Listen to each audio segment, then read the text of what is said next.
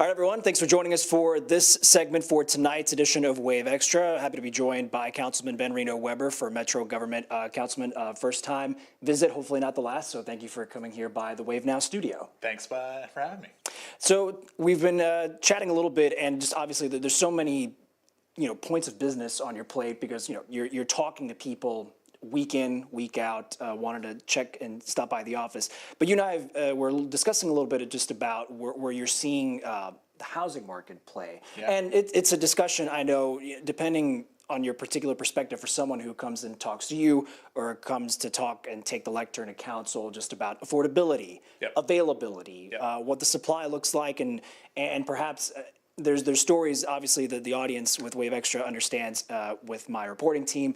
We talk about development projects that folks in perhaps other communities are not so keen on, what the land could be used for and other things like that. I'm just curious, here we are, midpoint of the year, 2025. What are some things on your radar as far as discussions you've had, short-term, things you're seeing down the road for you? What are those conversations or things on your mind about housing? Yeah, no, I think what's really interesting right now is that nationally we're coming to recognize the centrality of housing to so many pieces of our life. And when we look at the cities that are maybe going down paths we don't want to go down, the one unifying thing is that housing is unaffordable. Mm-hmm. And there's lots of reasons for that, but the most central piece is that supply does not meet demand. And so, I represent District 8 in the Highlands. I moved here with my Yankee wife in 2010 as the CEO of a nonprofit. I'm not at all sure that we could afford the house that we moved into then, someone similarly situated, even now, 15 years later. Okay. And there's a lot of reasons for that, but I think part of what we're really trying to do as a Metro Council and as a city is figure out how do we get ahead of this problem so we aren't San Francisco or New York and, frankly, Nashville. And perhaps, I don't know if you've been tracking, because I wish I had necessarily the speed of the time in which things have felt like that pressure's built up with Nashville. I can think of those conversations, in the last, definitely at least in the last 5 years, of there's this demand and this attraction, and perhaps the perspective sometimes is different because we're thinking of someone, I can appreciate the need for affordable housing for people of all ages. If you're someone who's on a younger demographic and you're trying to get your foot in the door with perhaps your first home, and it's a major purchase, and you would be you would remember that because you were in those shoes at some point. Absolutely. And just sort of like, what is that? Where do you find those friction points right now for folks maybe in that position? So I think what's really important to ground in is that affordability is that you are spending about 1/3 of your income on housing. And so I think just by definition, that's different for different sets of people. But that's sort of the North Star that we're going for. And it's been sort of a golden rule for at least financially speaking for some time. Yeah, and so whether that's rental, whether that's ownership, whatever it is, that's the metric we're shooting for. And then I think as a community, we're trying to say, for that percentage of your income, you should be able to have safe and stable housing that fits your needs, whatever those needs are. And I think, I want to give a real shout out to the work that Metro United Way and the Coalition for the Homeless and so many of the other housing groups, the Metropolitan Housing Coalition, have been doing around raising awareness of how important that is. Safe and stable housing for every person in our community. Mm-hmm. Part of it, and maybe this speaks to, I don't know how productive or how far along conversations are, but just your sense of proposals for developments. I don't know if you'd argue for District 8 if just it's a space issue versus other parts of Metro, if like there's just an open plot to develop, or do you repurpose some things that would create that supply that people are looking for? So I think it's yes and. Okay. I think really as a community we need to be saying every place that we can create safe and stable housing for people, we need to be really looking at that. So there's a big development in the middle of the Highlands Mid-City Mall. Yeah. We're having lots of conversations around what people want in that. But one of the things that we're hearing really clearly from business owners is we need more people, right? And we want people who work in the Highlands to be able to afford that. Similarly, you talk to GE Appliances, who's just announced that their global headquarters is going to be here. they are planning to create 800 new jobs. And these are good paying jobs, but we need to be sure that we have spaces for those people to live. And that's one of the things that, when we think about downtown, like, feet on the street is the thing that makes a community safe more than anything else. And so if we have people that live downtown, we're going to have a much safer downtown. And I think that we need to just keep beating that drum. Sure. Because it's not the silver bullet, but it is definitely a couple of silver BBs. And I would argue, or perhaps there's something to the discussion, and this is the jumping off point where, if you're able to attract those folks who, in theory, it's the conversation you hear a lot of times with folks is like, the phrase might be buy local, but buy local would encompass so much more, and saying like, but where are you spending those dollars? Absolutely. And those dollars, it doesn't have to necessarily be, District 8. I know the constituents would say like, we want to keep that investment. And so then it feeds as a domino effect into all the different kinds of businesses, and then it circles back in taxes and investment and things like that. Absolutely. Right? And I think there's a real, at the other end of the economic spectrum, there are folks that need permanent supportive housing. Whether that's because they're in transition or whether that is because of, a disability, that we also need to have spaces where people can live so that they can get services that enable them to flourish in whatever that definition is for them. Right. And I just think that's another important part of the conversation, that as we're looking at the full spectrum, we need to have that be something that we're focused on. Do you find, and it's fascinating, and it's something to check in with you as those conversations about Mid-City Mall continue, because it involves sort of, you can talk about plans for housing and then perhaps whatever you'd like to move into Mid-City Mall so that it creates that engine of local commerce. Sometimes I know you hear about these conversations, people get frustrated with traffic. Yeah. And there was a conversation, a report, and I know it's not an immediate plan, it's just something that is in the works for parking meters. But given for your district in particular, I'm curious where you're seeing the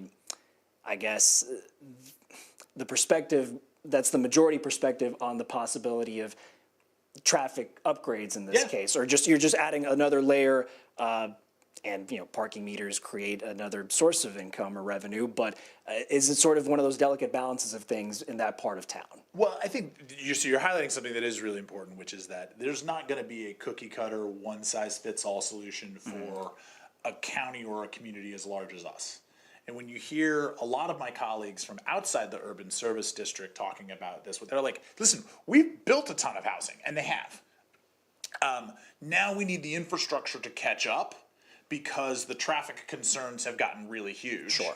And I think from my perspective and the perspective of some of my colleagues in the urban services district, like, great, let's take a breather there and focus on building density along transit corridors. You talk about traffic. Well, the best way to deal with traffic is to not take a car. And so what would that look like? So around Mid-City Mall, I think a lot of it is, well, how do we make a walkable, bikeable community? Sure. Like, that is really in striking distance to many employers. I take that bus down Bardstown Road on the regular. It's a really great commute to downtown.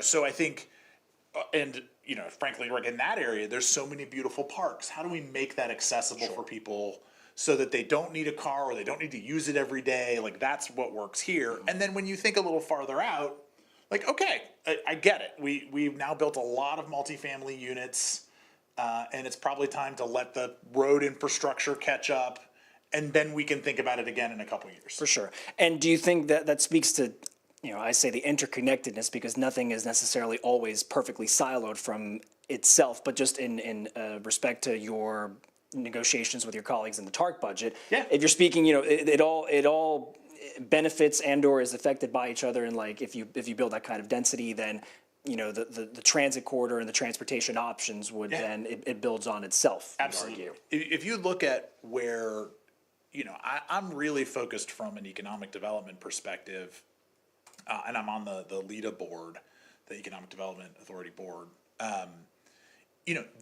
The big concern about a lot of employers is workforce. And I love the idea that we get focused on the things that we really do well. We make things, we move things, and we serve people. And some of that service is healthcare, and some of that service is bourbon. Yeah. And that's what we do. Now, there's lots of other things that spark out from that, but if we're going to be a place that creates jobs, that pull people out of poverty, that let them live a dignified life, we have to be able to be sure that when someone puts a factory or a production facility somewhere, when Foxconn comes, that we have places for people to live and a way for them to get to those, from those places to where those jobs are. That's all valid points. Something else on my mind, again, this speaks to sort of how multifaceted all these conversations are for you managing, finances and priorities. I was catching up on your newsletter actually recently, and there's sort of a, you touch on perhaps people's questions, emails, phone calls to you, and it can differ, I'm sure, district to district on where they might put public safety investment as a component of that. I'm just curious, how you would describe sort of, where your position has been for folks on what those best investments seem like. No one member of council is going to agree 100% on anything the other says all the time. But for you, the push and pull, and obviously the budget just discussion that was had, but for public safety, and I guess this is in the context of, we're not saying you can prevent necessarily the scares that happened over the weekend at the Expo Center. Right. Lexington, it can handle its own issues, but just where do you find sort of reading a gauge on public safety as far as this is concerned? Yeah, well, so actually we're about to drop with Metro TV a set of interviews that we did with violence prevention work and with Goodwill and with Chief Humphrey. And I asked Chief Humphrey a question that he absolutely hated, which was, if you had a magic wand, what would you do? Right, he hates that question.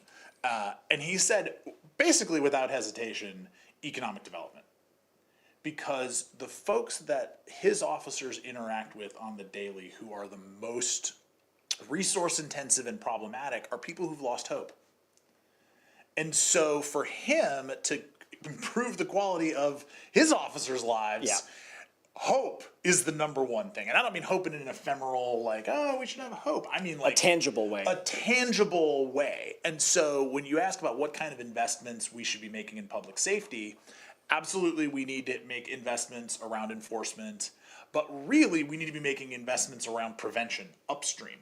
So if you look at some of the work being done by the Office for Violent Prevention, by some of the other nonprofits, Boys and Girls Club and Big Brothers Big Sisters, that's where the investment needs to be, because those are the places that get people on the right paths.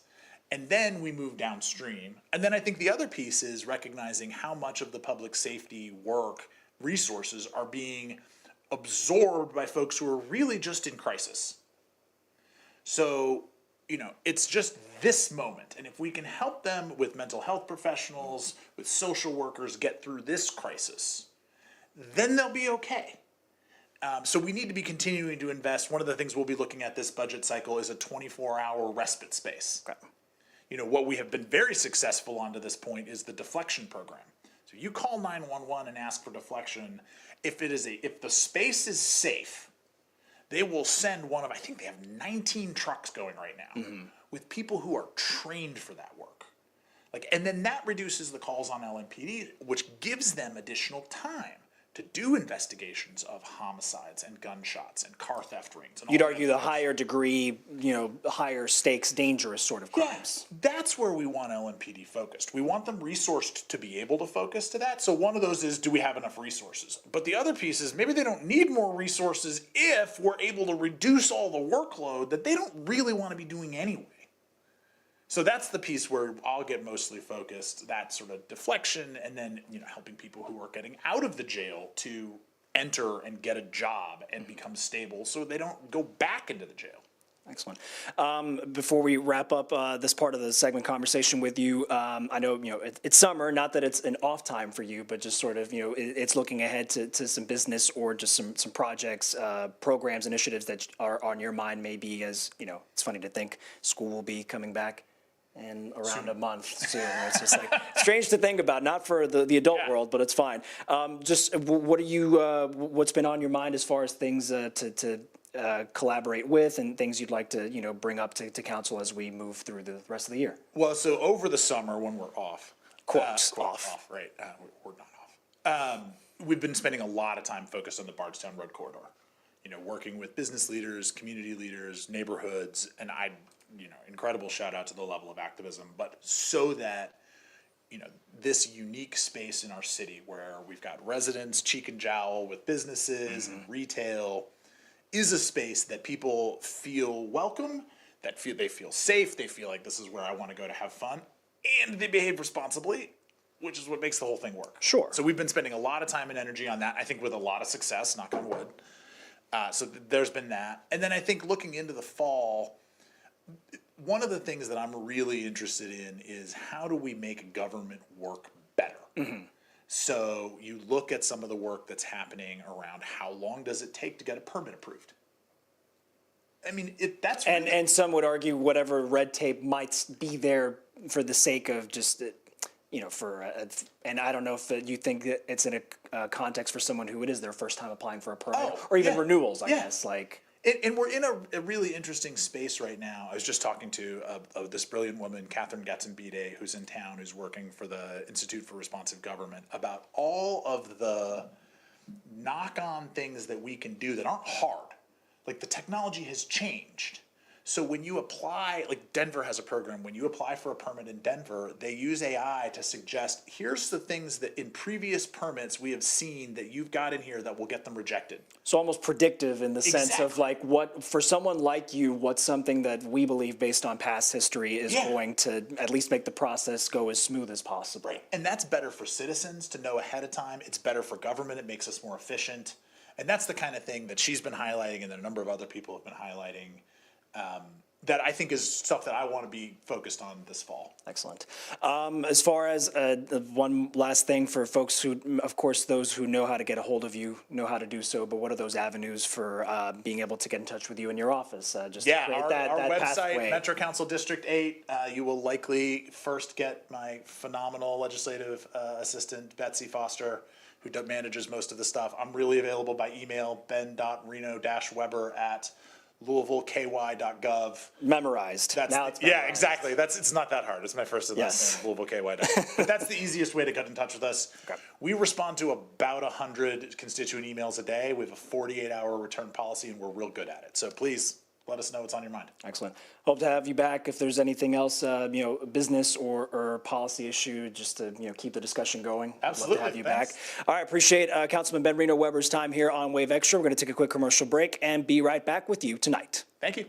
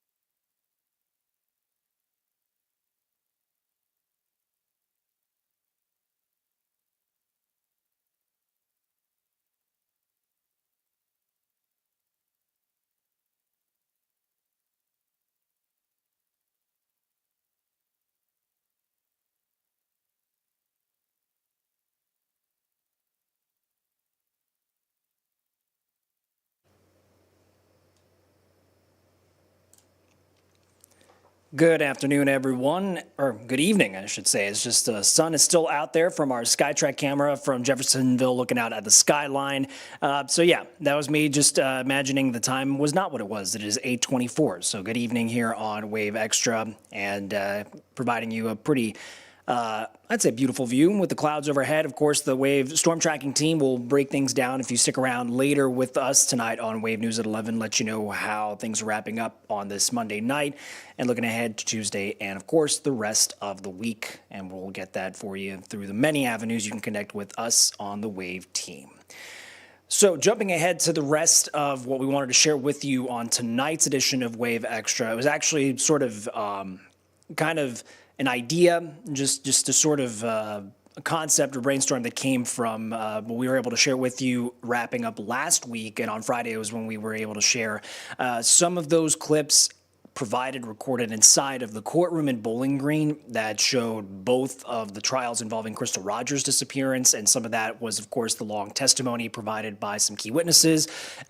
In the case of the trial where Steve Lawson testified in his own defense, obviously hearing in part what he had to tell, not just his own defense counsel, but prosecutors as well in cross-examination. We know how that trial ended with the jury reaching a guilty verdict for him. And then the separate jury, of course, involving Brooks Houck and Joseph Lawson's charges for those respective, charges and convictions relating to what happened to Crystal Rogers. So what we wanted to share with you all, if you're still with us at 8:26, is to play two in context full clips. And what we're going to start with are opening statements. This takes us back chronologically to the first of the trials that we've been there covering, and obviously you know the end result of what the jury decided, but we just weren't able to get our own cameras inside to then record, use that to build upon or add to our reporting, aside from the sketches that an artist was able to draw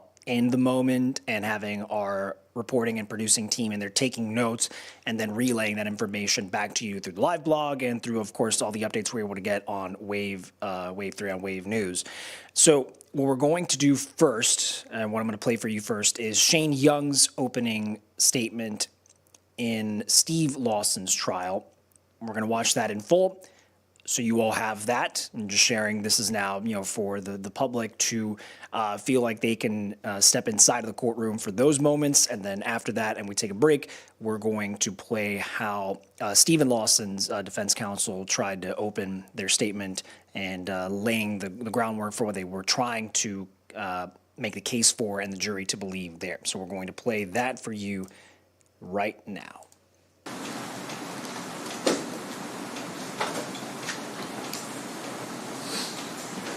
May I please go? Yes.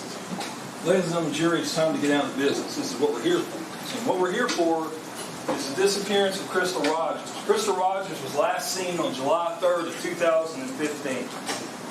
She's the daughter of Tommy and Sherry Ballard. She was born in 1980, was 35 years old at the time that she disappeared. She disappeared late in the afternoon of July 3rd of 2015. That was on a Friday evening. Her daughter, Kylie, was the last person out of anybody indicted in this case to see her alive. Kylie was at home waiting on the grandmother to pick her up when she left with Brooks Houck. She had 5 kids: Ashley, Kylie, Tori, Trenton, and little Eli. Eli was about 2.5 years old. Eli was the baby of Brooks and Crystal. Crystal was living with Brooks in Glenview subdivision, and she also worked for him. She was still married to Keith Rogers, and you're going to hear testimony that Keith nor her could afford to get divorced. Crystal's car was found abandoned on mile marker 14 of the Bluegrass Parkway on the late afternoon of July 3rd, 2 days after she was last seen. To this day, she's never been heard of nor seen. She's been missing. Crystal's car, as I told you, was left on the Bluegrass Parkway. This is Bardstown over here. The Bluegrass Parkway runs between Elizabethtown and Versailles, Kentucky, Lexington. She was towards Elizabethtown, westbound, on the westbound lanes, going towards E-Town at mile marker 14. Her car had a right rear flap. And then you'll see pictures where it had driven on the road with the flap for a little while. In her car, there was a cell phone, her purse, and her keys in the ignition. That was the only signs, only personal items connecting her with the car being out on the Bluegrass. Brooks Howe. He had a 2.5-year-old child, Eli, with Crystal. He and Crystal lived together. He builds houses and also has a rental house business. He was the last person to have seen Crystal Rogers. Holly was the last person who's not been indicted to see when their mom left that night with Brooks. Defendant was working for Brooks Howe. Steve Lawson, the defendant, was working for Brooks Howe doing bobcat work.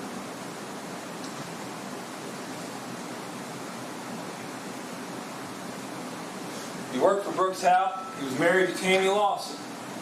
You're going to hear testimony from some of the other workers, some of the other people, that there was some unusual behavior going on, something out of the ordinary that they normally don't see from Brooks Howe.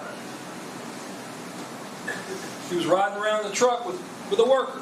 This man who had just began to work with him. You're also going to hear that on July 4th, right after midnight, into July 3rd, into the 4th, about 7 minutes after midnight, there was a 13-second call from Steve Lawson to Brooks Howe. Steve Lawson hangs up that phone. And you see his phone start moving. And it drives to approximately the 14-mile marker on the Bluegrass Park where Crystal's car is. Steve Lawson's son, Joseph Lawson, he was also an employee of Howe. Before Steve Lawson called Brooks, he had received a call or talked to Joey Lawson. Talked to him for 2 minutes and 58 seconds. Hung up from Joseph Lawson, and that's when the 13-second call was made to Brooks Howe. And you're going to hear his explanation, multiple explanations, of what that phone call was about. Rosemary Howe. Rosemary Howe was Brooke and Nick Houck's mother. She lived on the farm. And you'll hear that her and Crystal didn't get along very well. The plan. The first week in July, there was unusual activity that I told you about. Steve Lawson riding around with Brooks Howe. Brooks doesn't ride around with employees. There was one employee he rode around with, son Danny Singleton. But it was unusual, you're going to hear, for him to be riding around with an employee that week. Usually he would stop, drop off nails, drop off whatever equipment they needed, and move on to the next house. According to the defendant, he had just began working for Brooks Howe. There was one worker named Stacy Cramner. Stacy worked with a guy named Kenny Girdley. They built decks and done insulation for Brooks. She thought this was odd. She'd been watching this go on. So she decided she's going to ask him about it. She said, "What's up? What are y'all doing? Why are you riding around with me?" The defendant's words were, I was talking to Brooks about taking care of a woman with 5 kids. A woman, Crystal Rogers, who has 5 kids. Taking care of can mean a lot of things. But I think it'll become apparent to you what it was by the end of this trial.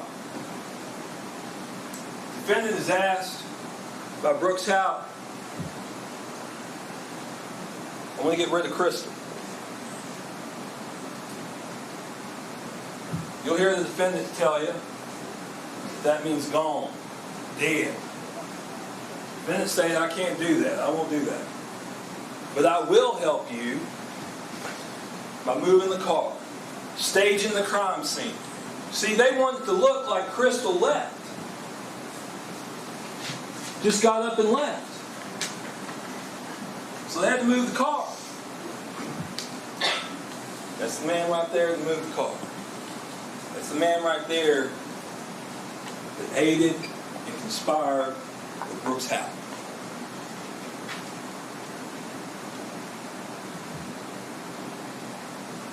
The evening of July 3rd, 2015, Brooks takes Crystal on that fatal drive to the farm.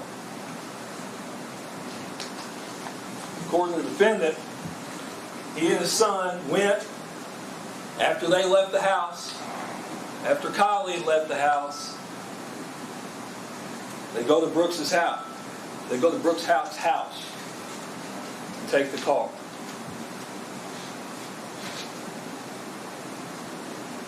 Son, traveling down the Bluegrass Highway, was taking the car. According to the defendant, this is the defendant's own words, and got a flat tire. That was the reason for the 2-minute and 58-second phone call shortly or right after midnight between the defendant's son and the defendant, which precipitated a call to Brooks Howell that lasted 13 seconds, long enough to tell him that Joey's broke down in the bluegrass. I'm going to go get him, or, if you believe the defendant's words, the job's done. According to the defendant, that part of their plan, their job was complete at that point. Crystal never heard from again.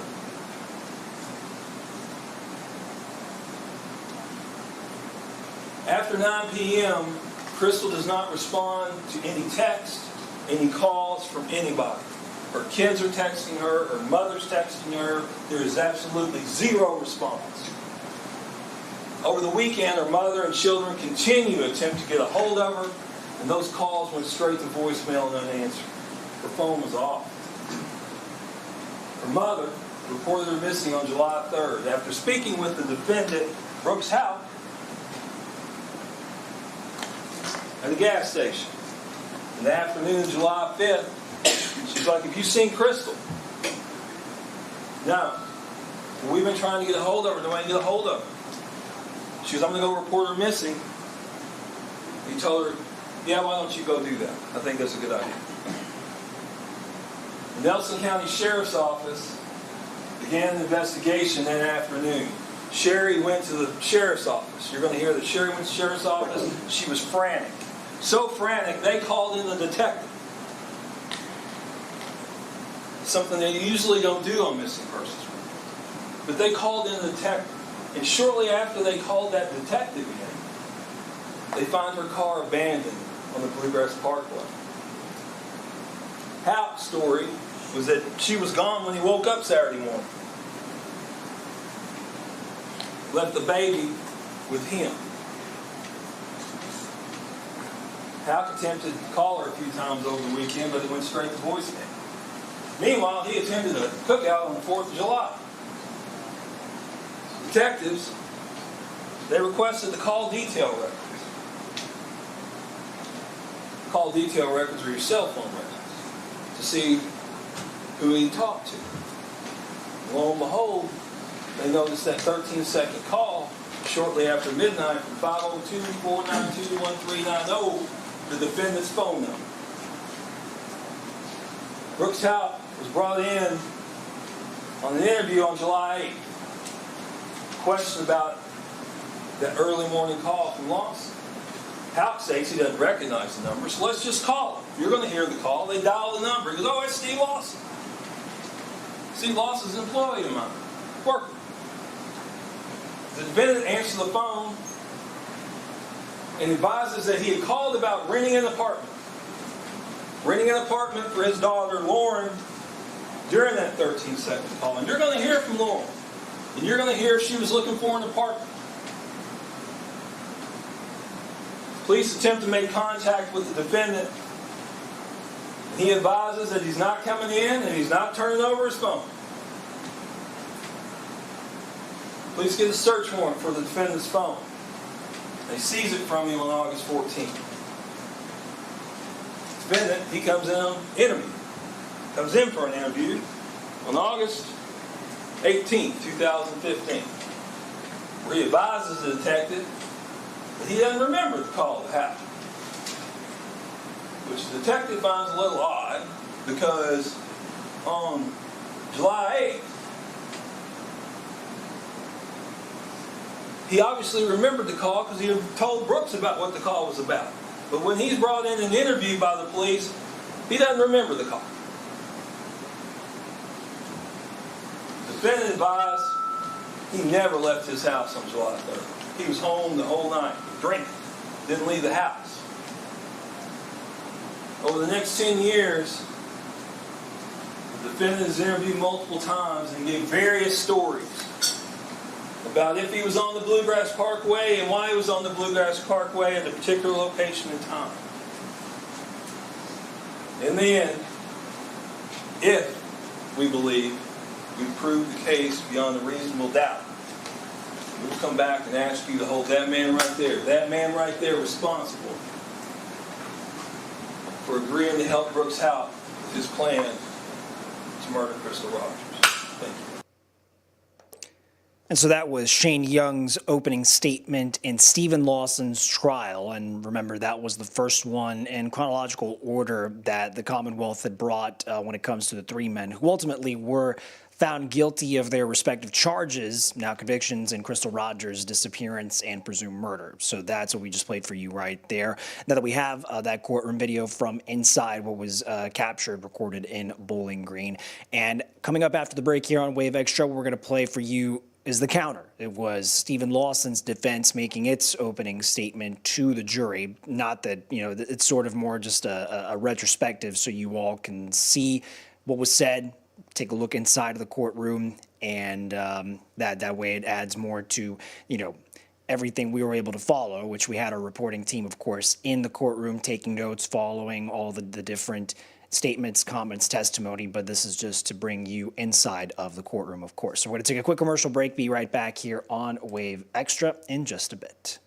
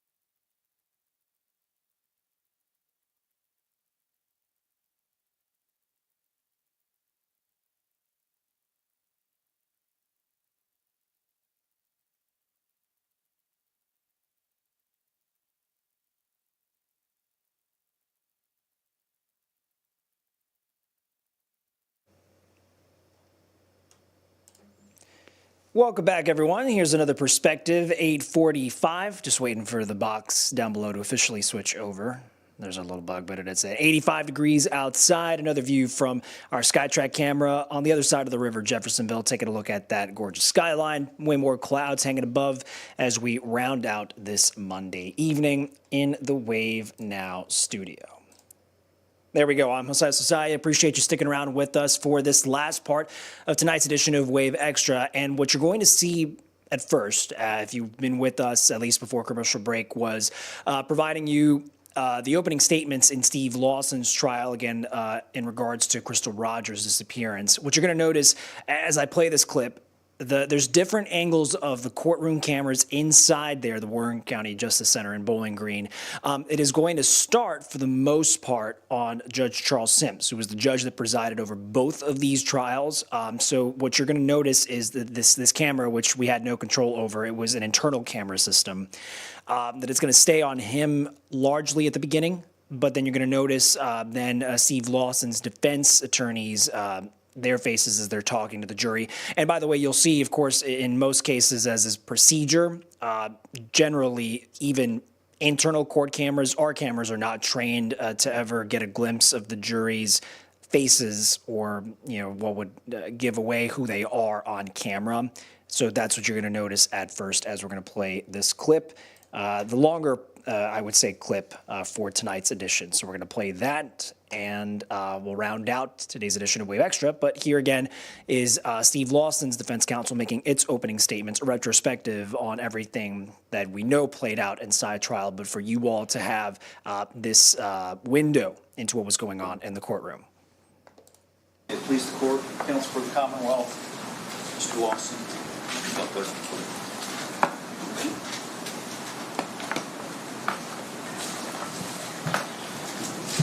Of course, ladies and gentlemen of the jury, I'm going to move this, Your Honor. I'm not comfortable with that.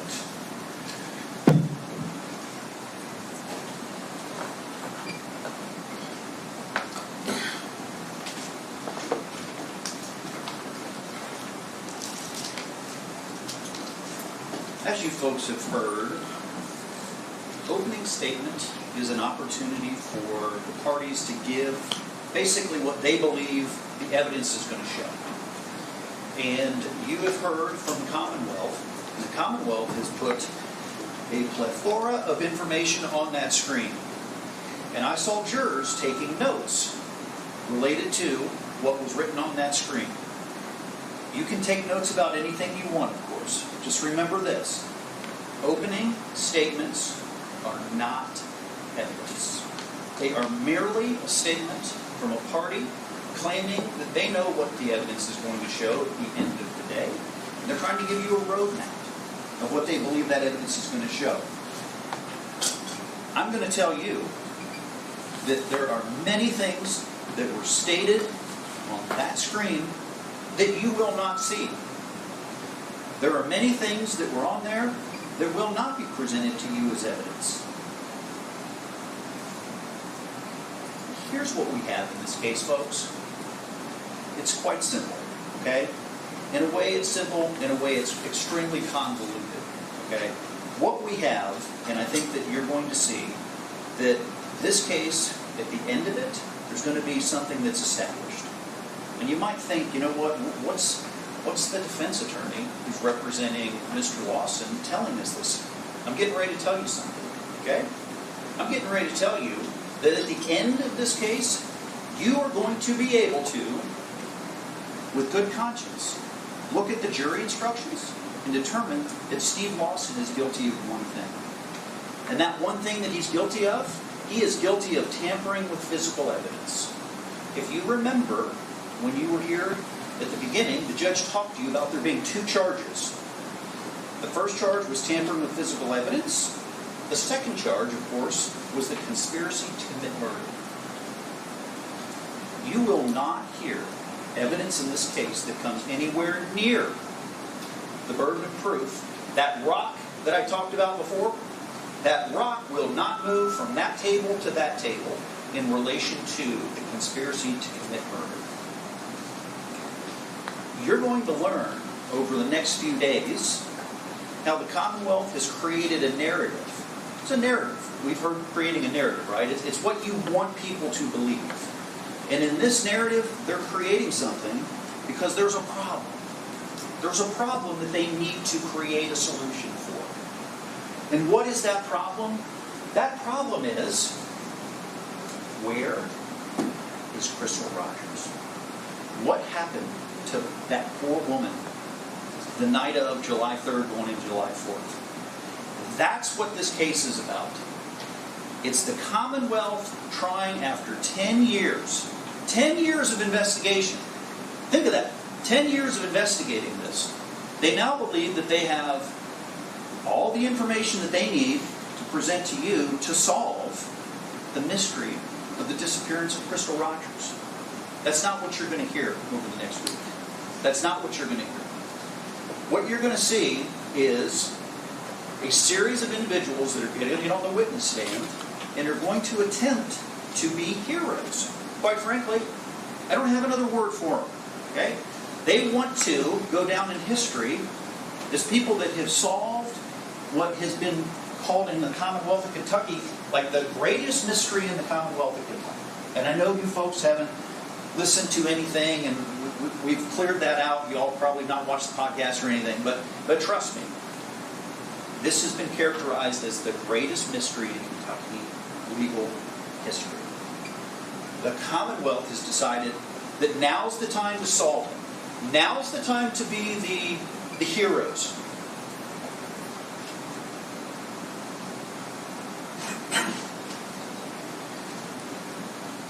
In order to become the heroes, they have to put on evidence, right? And the evidence that they're going to put on, as we talked about briefly during voir dire, you're going to hear from many people who were investigators, okay? And these investigators, you're going to see, most likely through cross-examination, not direct examination, you're going to see the extent and the length that the investigators went through when speaking to witnesses in this case in order to scare them, intimidate them, to get them to say things that were not factually accurate. Why? Because they wanted to solve the mystery that we all want to know what happened. Where is Crystal Rogers? So you're going to see these investigators and what they've done to get us here today.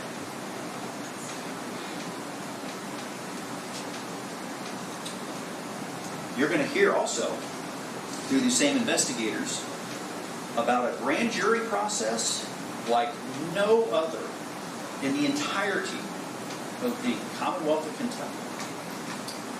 You're going to hear that over the past 10 years, we talked about a grand jury briefly in our voir dire process. 4, not just 1, not 2, not 3, but 4. 4 grand juries were impaneled over the past 10 years. And those grand juries, they didn't meet just one time. They met over 20 times.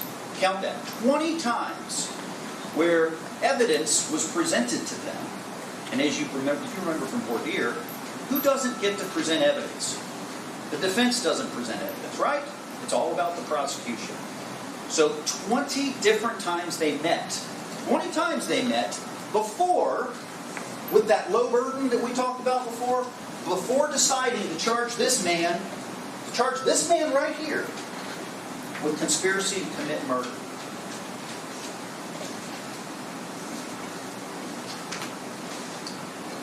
Not only are you going to hear from individuals who wear the gun and the badge, but you're also going to hear from some what I would call lay people.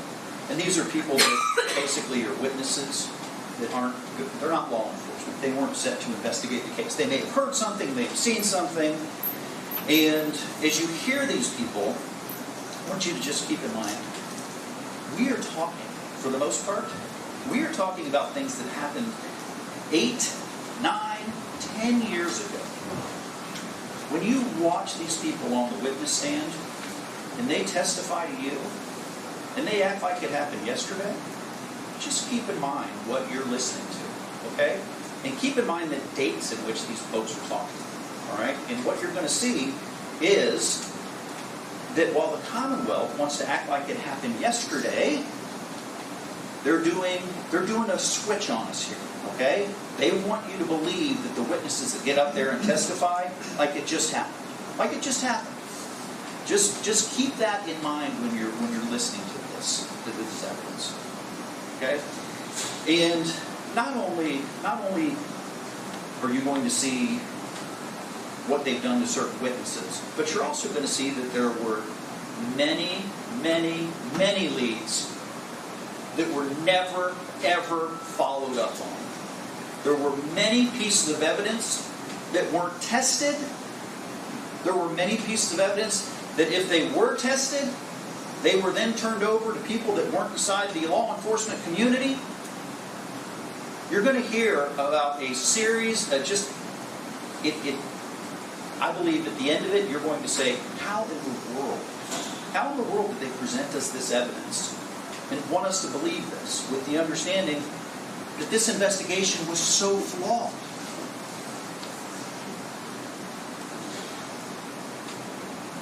The other thing that you're going to hear,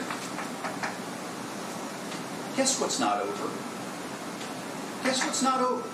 And I'm not talking about just the trial of the two people that are going to go to trial later on in June. I'm not talking about the co-defendants.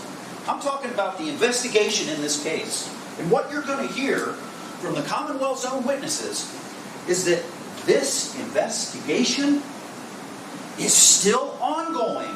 It is still ongoing. Well, you may say, you know what, of course it's still ongoing because we don't know what happened to Crystal Rogers. Okay, I'll give you that.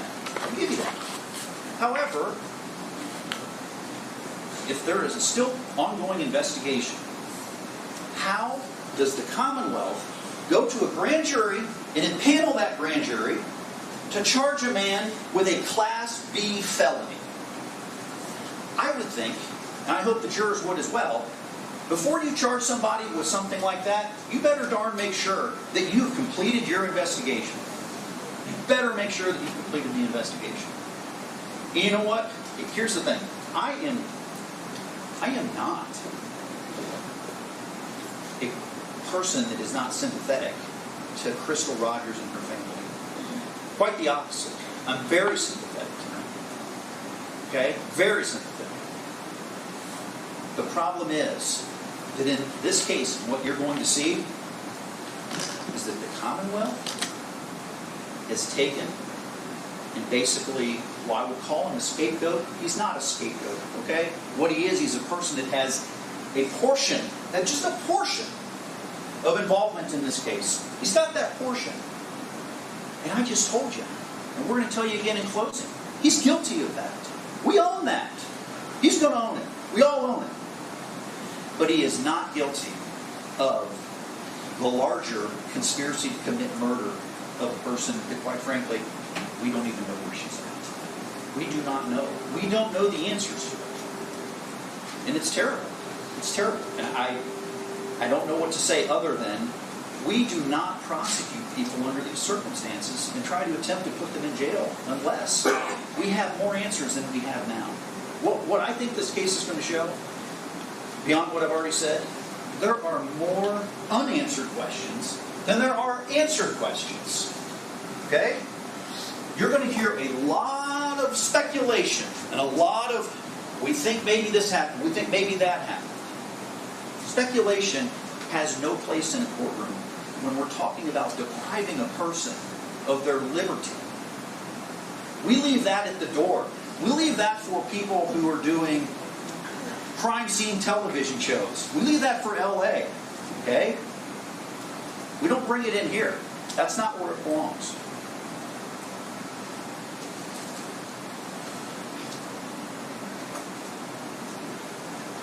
We covered reasonable doubt before, so I'm going to skip right over that with one comment. Of course, reasonable doubt, as we briefly talked about, highest burden. Highest burden in the criminal justice system, right? Far higher than burden in a civil case. Remember where the rock starts. Remember where that rock starts. Do not move it over there until they bring in evidence that supports the movement of that rock.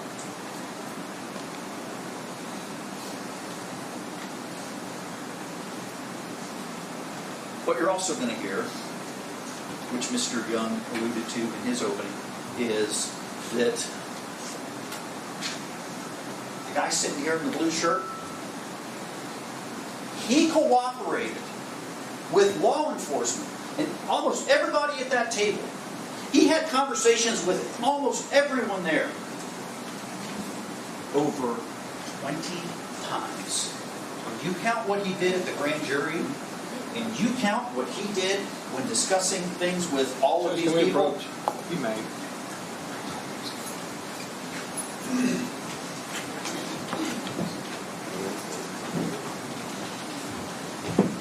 This bench conference back is not working. Can you do it down there? I'm catching bench conference. It's not working.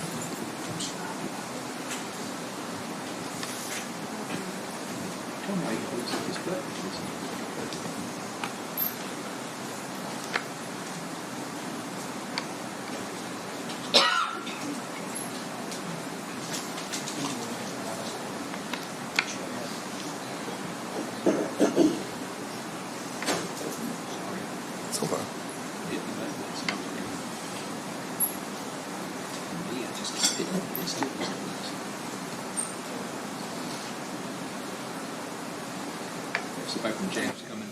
There you go. Judge, they invoked 410, and they're up now talking about the interviews that were conducted. And talking about us in plea negotiations. That's exactly why That's we're why we having don't separate do. trials. Go ahead. I didn't mean That's to cut you off. exactly why we're having a separate trial. We're talking about plea negotiations and the prior interviews. Judge, he just talked about in his opening that Steve Lawson made multiple interviews did, and and it's- multiple statements, and that he lied and he misled. We have If I'm not allowed, absolutely zero, if anything with law enforcement, when we were talking to him, anything from 2023, with the exception of the grand jury, that was the court's order on this. well, here's the deal. And I know this was a close call when we were preparing for our defense. Close call is this, Judge. If we open the door, then maybe some of your prior rulings need to be revisited about what statements Mr. Lawson made can be used. Judge, we can't This do was that a- at this Listen, point. I've ruled on this issue. I get it. I have no problem you saying he's been interviewed, but we're not going to get into what was said during the interviews. I didn't say that. Yeah, okay. Judge, he's just He's alluded to just the told fact us that that we've interviewed him we've over been 20 interviewed. hours. No, I didn't even say that. I said he you've said interviewed him 20 times. 20 times. And it's a true statement. But it, I'm not going to say what he We said. have no ability to combat that unless we can deal with the interviews. Let's move on. I've made a ruling previously. We're going to stick with the rulings that the court's made, okay? yes, sir. Yes, sir. Thank you. Thanks, sir. Can you turn it off there? Can you turn it, can you hear me too?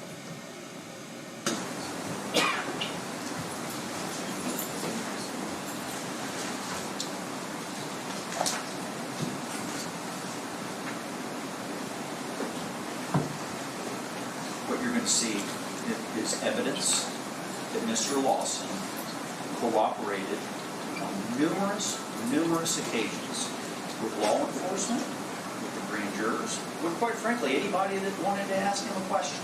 Okay? What you're also going to see is that when Mr. Lawson did not state what the Commonwealth wanted him to state, he got charged. He got charged, and that's why he's sitting there. That's what the evidence is going to show. What it's also going to show is that the prosecution, in this case, in an attempt to solve a mystery that many people, including me, want solved, overreached and did things that should never have happened, should never have been done, and in order to get a resolution for the Ballard family and the loss of their loved one. That's what this is going to show. That's what you're going to see at the conclusion of this. You're going to see that we don't have the answers. We don't know where she is. We don't, unfortunately. But Steve Lawson, while he did commit the offense of tampering with physical evidence by, on July 3rd of 2015, go to the Bluegrass Parkway near mile marker exit port, or mile marker 14, excuse me, he did in fact meet his son there. He did. And when he got there, his son wanted him to take him away from that location. And he did exactly that. But before he left, Steve Lawson put his hand inside that vehicle and manipulated the seat. When I say manipulated, that's a fancy word for move. He moved the seat. He moved the seat forward. And he moved the seat forward, as you're going to hear, because he wanted it to appear that Crystal Rogers, or somebody that was not his son, was the last person driving that vehicle. You're going to hear that. You're going to hear that. That lines up with tampering with physical evidence. We're not going to argue that.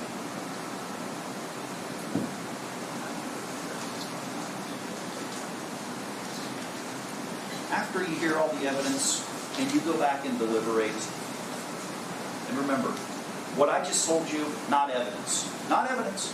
What Mr. Young told you, same thing, not evidence. When you hear the people that get in this witness box and they make statements, that's the evidence, okay?